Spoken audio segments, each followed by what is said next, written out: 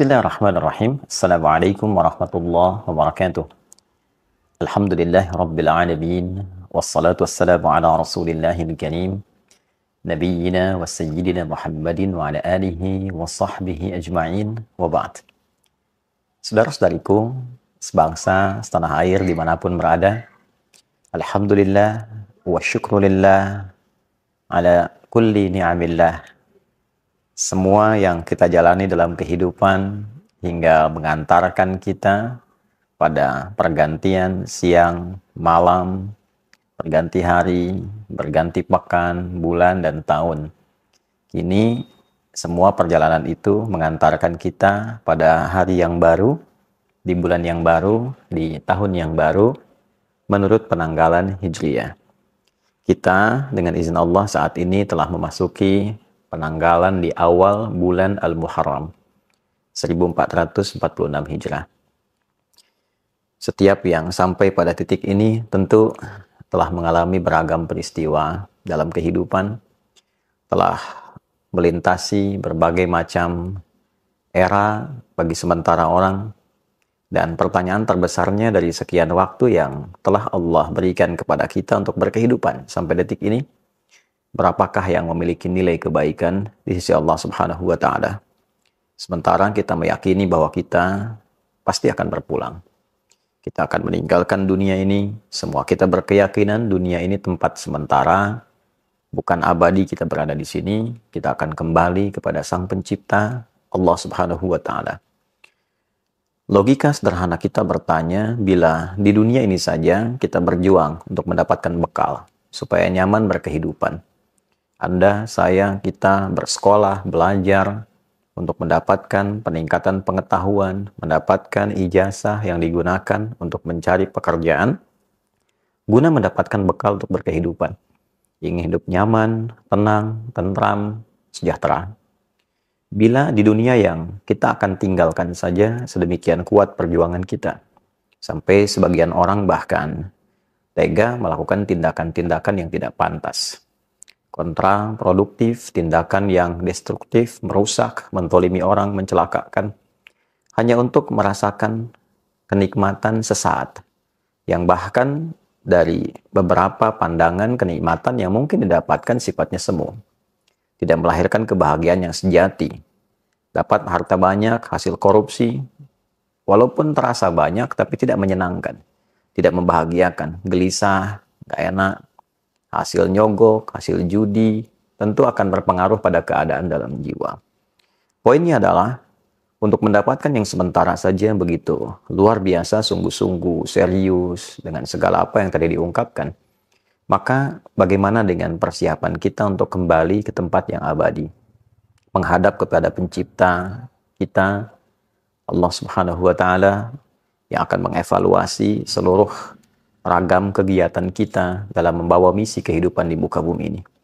Tentu penting mendapatkan waktu untuk berkontemplasi, untuk merenung, untuk mengevaluasi perjalanan hidup kita.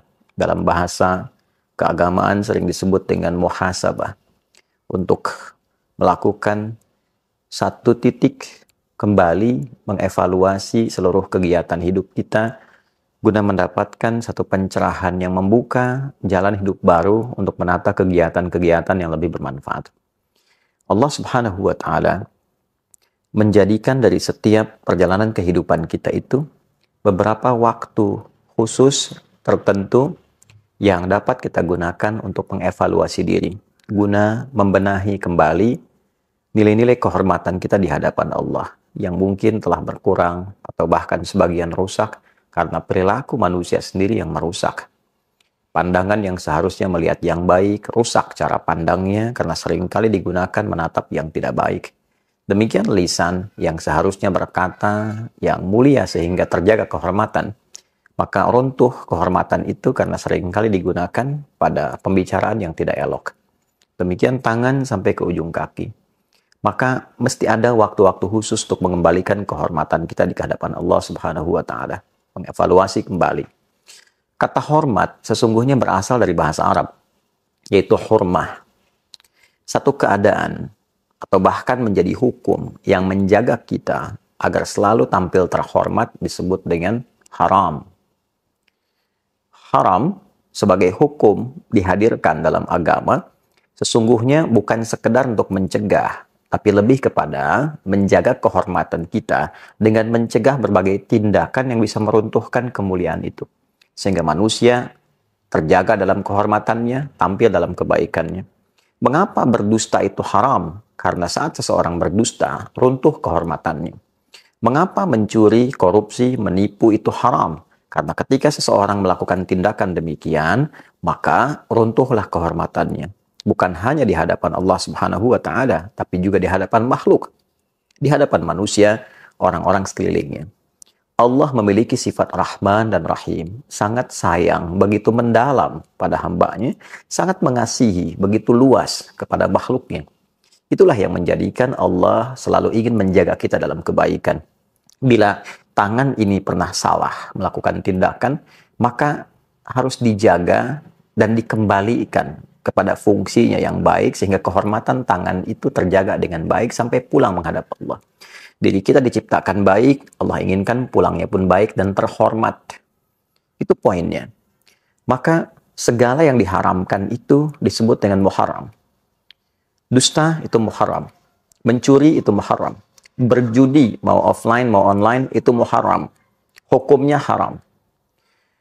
Bila kita ingin meninggalkan seluruh perbuatan-perbuatan itu, mencoba mengevaluasi, menepikan yang dilarang, menjaga kehormatan, mengembalikan pada kemuliaan, berpindah pada tempat dan keadaan yang lebih baik, maka di antara rumusnya kita bisa tambahkan al pada kata itu.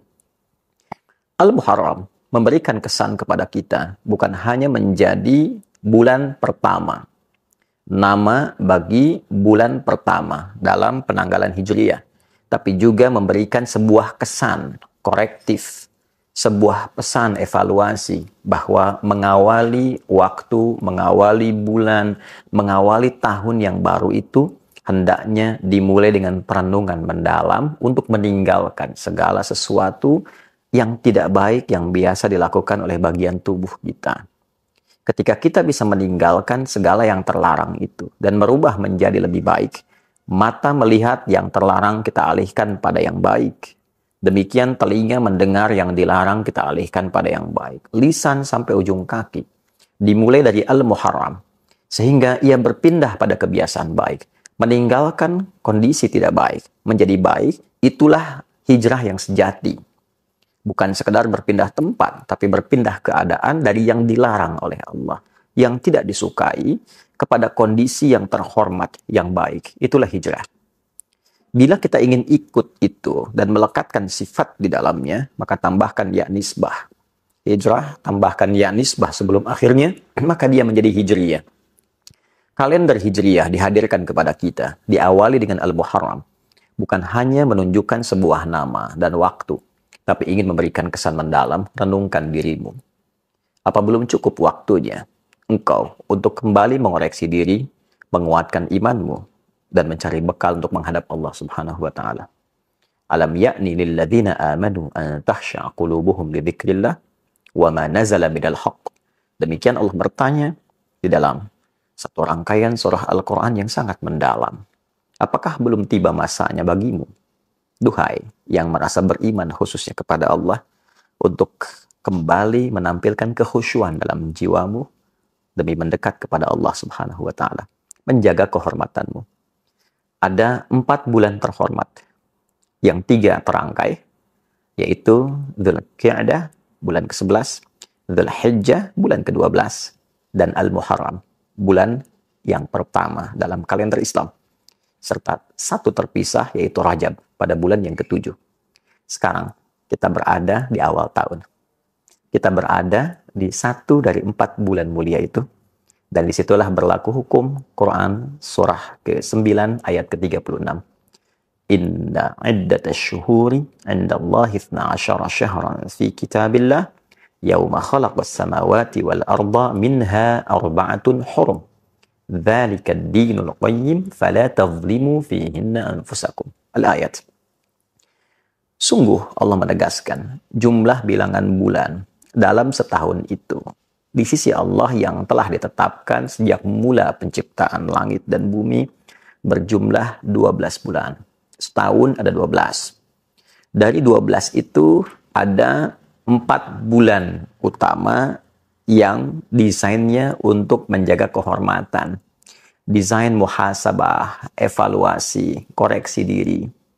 Maka jika Anda telah hadir dari 4 bulan itu, maka kata Allah, فَلَا تَظْلِمُوا فِيهِنَّ أَنفُسَكُمْ. Maka berusahalah untuk mengoreksi diri. Jangan berbuat maksiat. Tinggalkan yang dilarang. Jangan berbuat zalim pada diri sendiri. Berkata kotor itu zalim pada lisan. Berkata yang tidak baik, zalim pada lisan. Memandang yang tidak bagus, zalim pada mata. Mendengar yang tidak mulia, zalim pada telinga. Fala tazlimu fihinna anfusakum. Jangan sekali-kali engkau mencoba menzalimi dirimu di waktu-waktu itu. Nah, itulah ketentuan agama yang benar. Ya, Allah menyampaikan dzalika dinul qayyim. Sebelumnya, ketentuan agama yang benar itu di antara pembuktiannya adalah penjagaan terhadap perilaku kita untuk tampil lebih mulia. Ini yang tampak di hadapan Al-Quran. Definisi kemuliaan di hadapan Allah adalah ketika akhlak kita dapat terjaga yang dihasilkan dari pendidikan ibadah kita kepada Allah Subhanahu wa taala. Itu yang menjadikan suksesnya salat seseorang itu ketika tampak baik akhlaknya. Tanha 'anil fahsya wal munkar. Salat sekian banyak rakaat, sekian panjang dibacakan, tapi tidak merubah perilaku menjadi lebih baik, maka itu hanya sekedar memenuhi rukun syarat untuk naik turun, tapi tidak menjaga kualitas dan kekhusyuan di dalamnya. Untuk itu, saudaraku, sekali lagi, saya Andi Hidayat ingin memohon maaf demi memberikan contoh pertama pada diri pribadi sebelum mengajak siapapun. Saya memohon maaf kepada saudara-saudariku dimanapun berada. Bila selama ini Anda pasti mendapati hal yang kurang wajar untuk kami tampilkan. Boleh jadi didapati kata-kata yang tidak elok untuk disampaikan. Saya memohon maaf dengan segala kerendahan hati bagi berbagai pihak yang mungkin merasa kurang berkenan atau bahkan tersinggung dengan rangkaian kata-kata yang pernah saya ungkapkan selama berkehidupan sampai detik ini. Boleh jadi ada cara pandang yang kurang baik yang pernah kami tampilkan, yang dengan itu mungkin berpotensi menyakiti ataupun juga melahirkan pandangan-pandangan yang tidak elok.